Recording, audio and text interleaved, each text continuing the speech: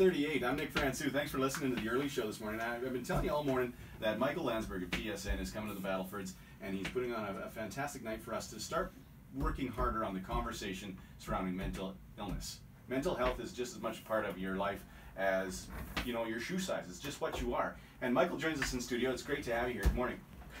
Good morning, and just something that it's a breaking story. Given the way you just introduced me, my feet are 2 different sizes. That's incredible. Yeah, so everything is messed up in my life, including my shoe size. I got a 9 on the right, and I got an 8.5 on the left. That's You know what? That's pretty incredible. Yeah, that's all the time we have for today. And thanks for joining us. Thanks for coming, Michael. It was great to have you here. No, but hashtag Sick Not Weak. This is an incredible movement that's really moving the conversation forward.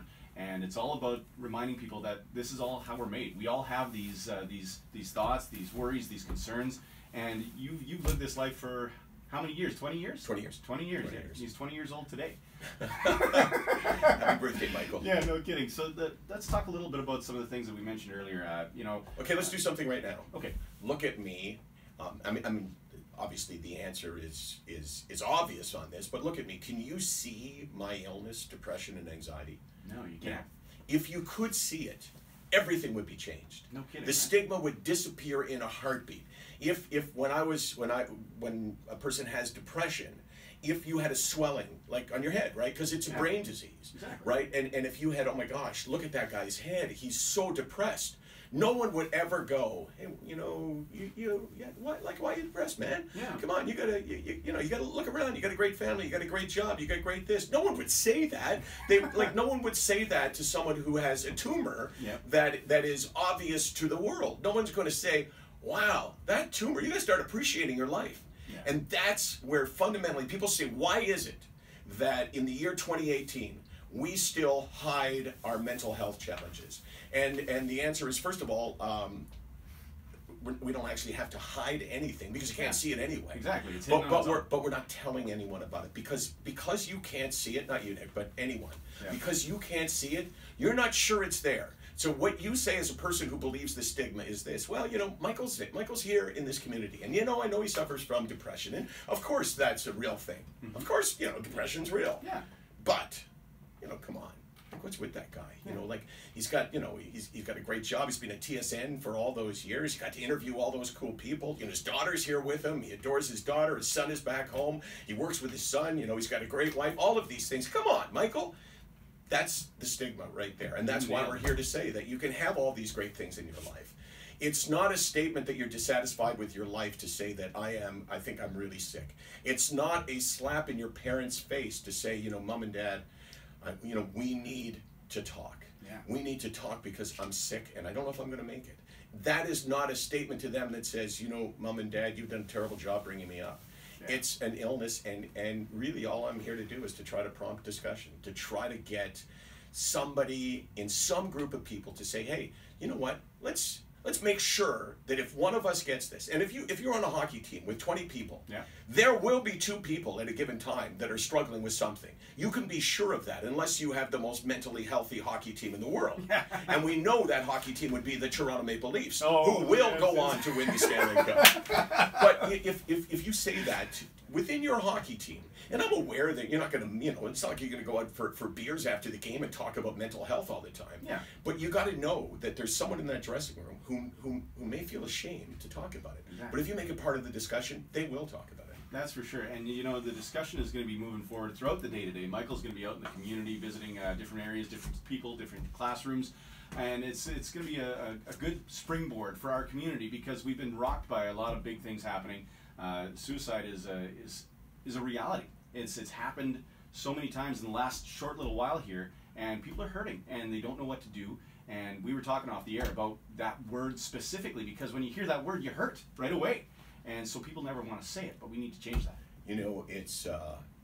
It's just even when you said it and when I say it now, it's not like it's like you drop your voice down a little bit. Mm-hmm. And you say, well, I know that mental health's a problem, and I know that in North Battleford, suicide has been a terrible thing. I mean, it's the word that we have all spent our lives avoiding. Yeah. But the one ally that suicide has is silence. I mean, I don't believe that we'll ever necessarily be able to say, you know, we don't have suicides. And there's other causes of suicides besides mental illness, Yes, right? that's true. Yeah. But you know, that's not what I'm here to talk about, but I'm here to acknowledge the fact that there are other reasons why people do it. Bullying can be, you know, the start of something horrible, and maybe mental illness becomes involved because you're getting bullied repeatedly. Yeah.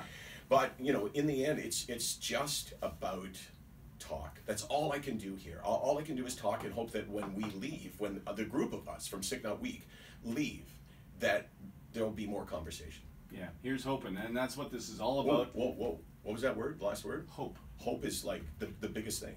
Hope is the biggest thing because everyone who is now listening, who is suffering, feels hopeless.